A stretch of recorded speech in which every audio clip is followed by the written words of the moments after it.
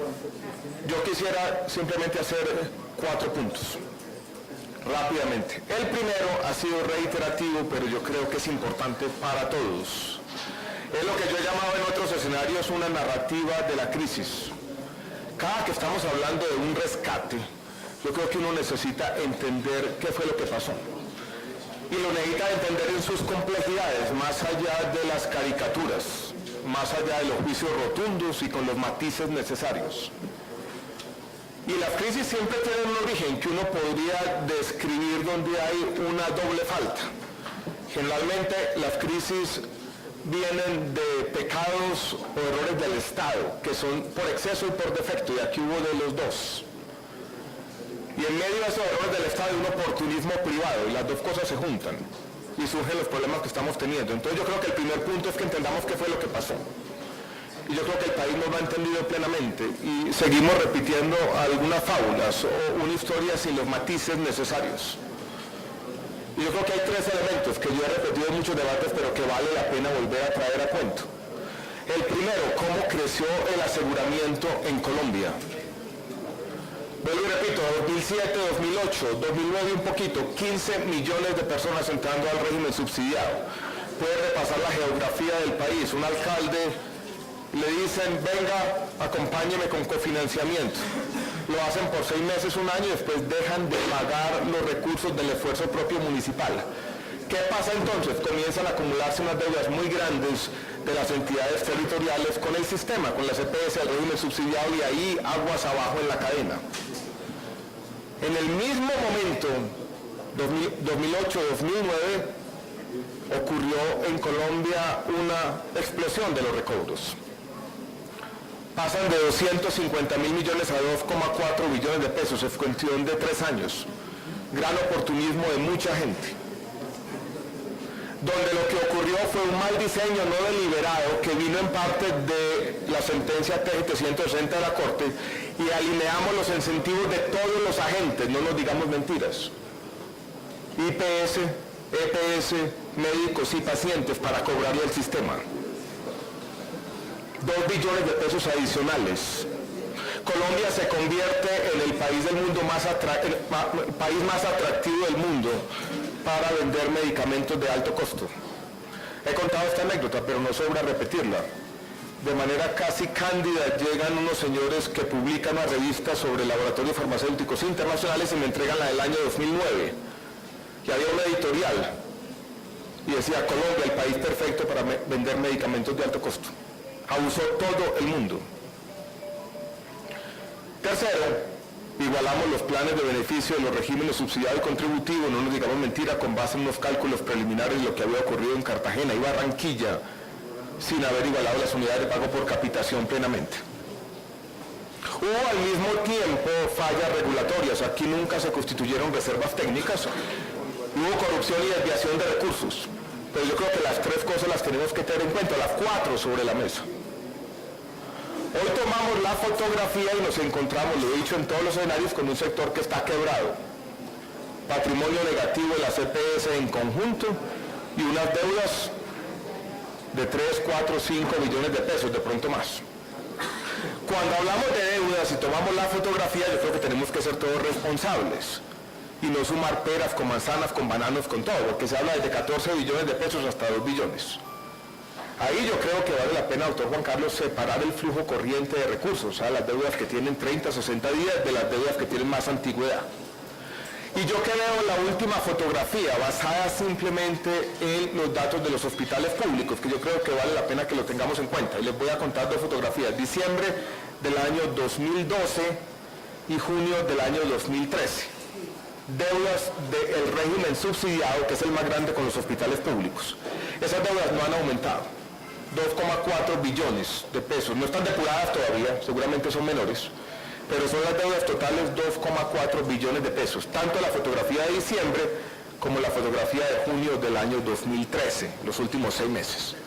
¿Qué es lo que está ocurriendo? Yo creo que esto nos da una idea de la dificultad que tenemos entre manos, es un envejecimiento de esas deudas. Yo creo que en el régimen subsidiado al menos los recursos hoy, después del aumento de la unidad de pago por capitación, son suficientes para pagar el flujo corriente de los recursos, pero lo que tenemos es un problema acumulado, un pasado por resolver de 1,5 billones de pesos. La misma historia se puede contar en el régimen contributivo, tal vez con problemas, dijéramos, adicionales, pero aquí lo que tenemos es un sector quebrado, con unas deudas de 4 o 5 billones de pesos, de pronto un poco más, un poco menos, con una gran labor de depuración por hacer, porque aquí no hemos tenido saneamiento contable por ningún lado, deudas que no van a poder ser cubiertas con los recursos corrientes del sistema. Tenemos que dejar de una vez y para siempre esa ilusión de lado. Los recursos de la unidad de pago por capitación no son suficientes para pagar las prestaciones corrientes del sistema y al mismo tiempo cubrir unas obligaciones billonarias que se originaron en un abuso moral del sistema por 4 o 5 años y en un sistema que lo estiramos más de la cuenta hasta romperlo.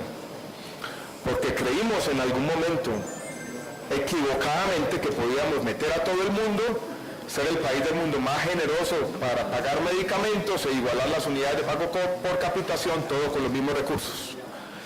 ¿Qué es lo que ha ocurrido desde entonces en este Congreso, en el gobierno, en todo el mundo? Que hemos tratado de lidiar con un problema muy complejo, con instrumentos precarios que no han sido suficientes para resolver los problemas. Vino el decreto 1080. Recuerdan que aquí aprobamos la ley 1608. No es que vamos a decir que la ley fracasó, yo no diría que la ley fracasó. Lo que hizo la ley 1608 fue buscar recursos distintos al flujo corriente de recursos, distintos para cubrir algunas de las obligaciones, sobre todo de las entidades territoriales con el sistema. Pero tuvimos una primera dificultad y es que la geografía de las obligaciones no coincidía necesariamente con la geografía de los excedentes del régimen subsidiado, casi por razones obvias. Esa misma ley destinó 150.000 millones de pesos para ayudarles a algunos municipios a cubrir esas deudas que habían sido acumuladas en esa expansión desordenada del régimen subsidiado, tampoco fueron suficientes. Esa misma ley dijo para pagar algunos de las obligaciones, las cuentas por cobrar al FOSIGA de las EPS, vamos a agilizar y a pedir simplemente algunos requisitos que llamamos requisitos esenciales. Lo hemos podido hacer, pero hay una contabilidad desordenada que no ha sido suficiente para cubrir todas esas obligaciones y la verdad, las EPS no han podido ordenar las cuentas para cobrarle al FOSIGA todo lo que en sus balances dicen que les debe. Entonces hay unas cuentas muy grandes en esos balances y cuando uno les dice tráiganme las cuentas, lo que traen es infinitamente menor. Hecho el balance así, yo creo que nos damos cuenta que estamos ante un problema complejo. Y es un problema complejo desde un punto de vista político en el buen sentido, que es el problema, doctora Gloria Estela, lo hemos discutido aquí muchas veces, llevamos un año en lo mismo, del rescate. Y un rescate implica una decisión para la sociedad que es compleja.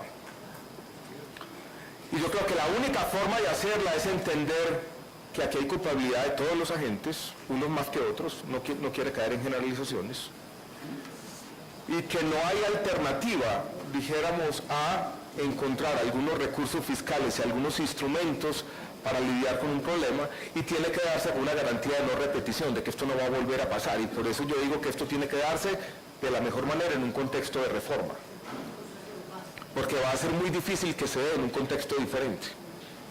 Y por lo tanto, cuando se dio la discusión en el Senado, nosotros en la reforma tratamos de incluir allí algunos elementos e instrumentos, doctor Didier, novedosos. Estamos inventándonos las instituciones para lidiar con un problema inédito. Si esto fuera el sector financiero, allí tienen un fondo de garantía para las instituciones financieras, tienes un seguro de depósito, tiene unas instituciones que surgen en el mundo en un contexto muy antiguo, en la Gran Depresión. Allí se las inventaron y todos los países las replicaron en su momento. Nosotros estamos lidiando con una crisis de un sector donde no sabemos muy bien y tenemos que, sobre la marcha, ir creando unas instituciones para lidiar con un problema muy difícil.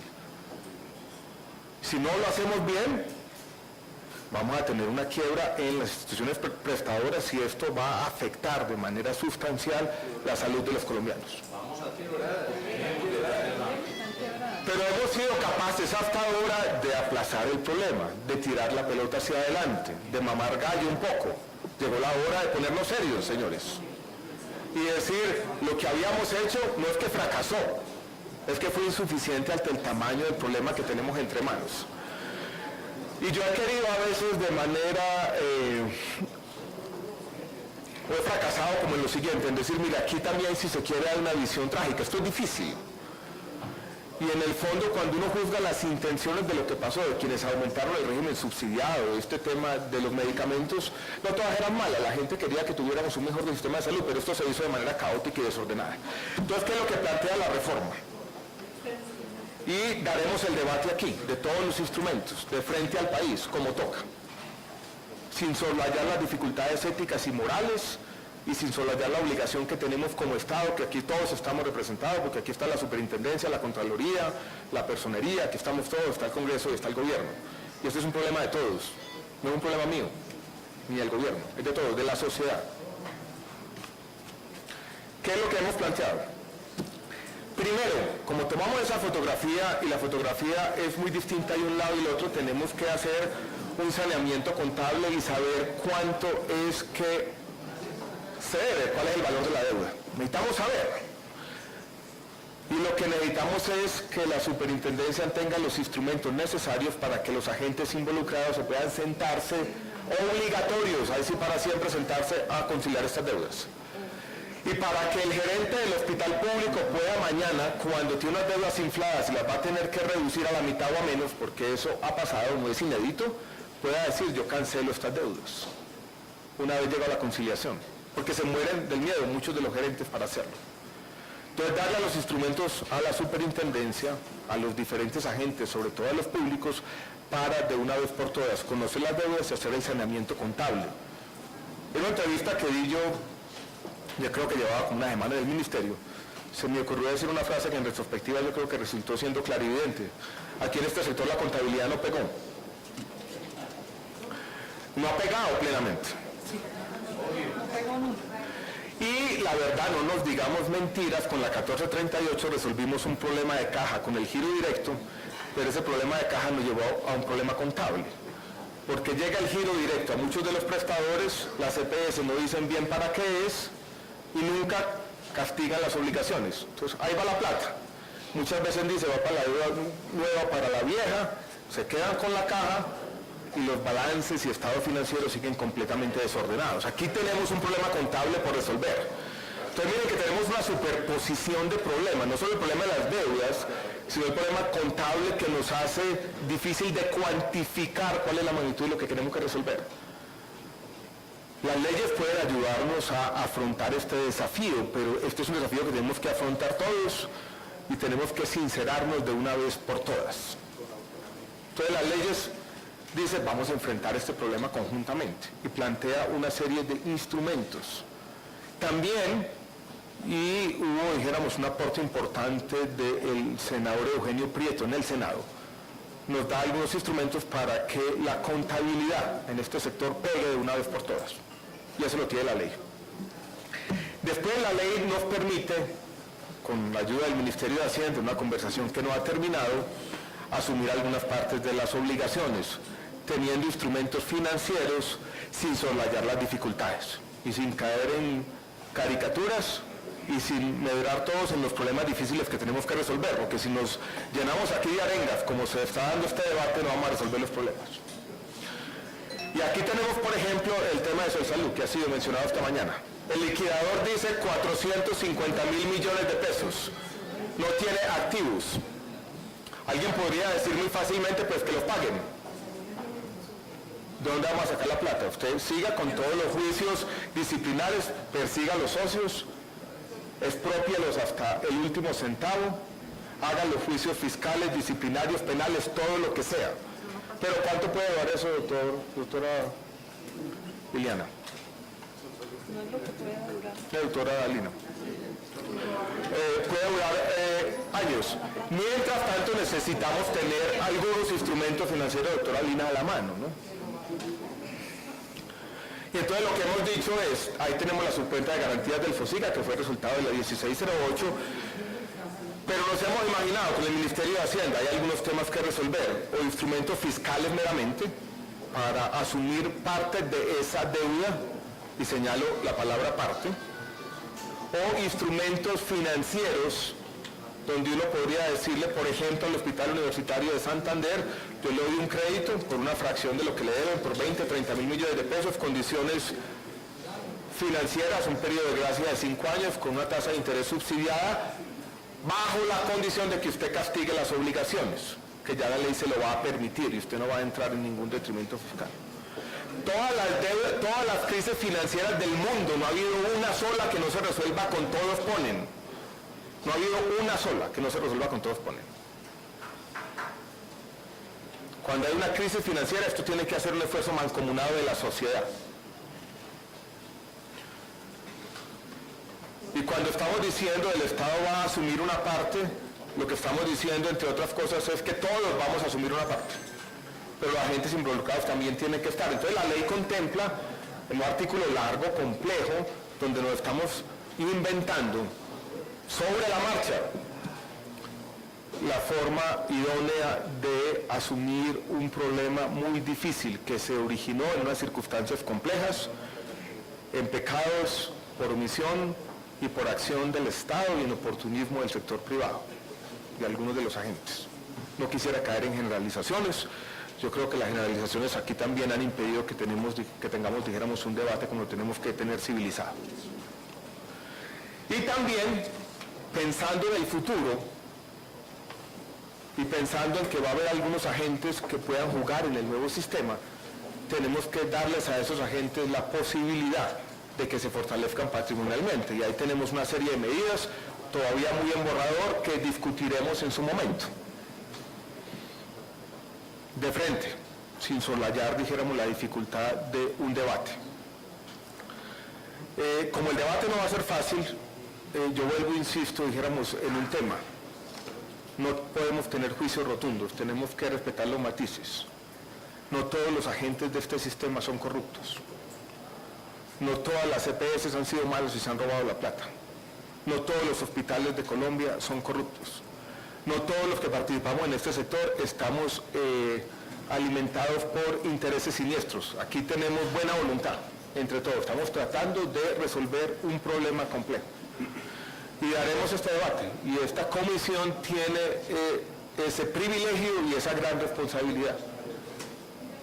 Porque ese tema, la verdad, en el Senado solo se tocó de manera tangencial. Hacia el final del debate hay algunos de los instrumentos, pero nosotros juntos tenemos la responsabilidad, vamos a tener el debate y vamos a responderle al país en el debate que viene. Esto involucra, por supuesto, el Ministerio de Hacienda, no es un tema fácil para ninguno.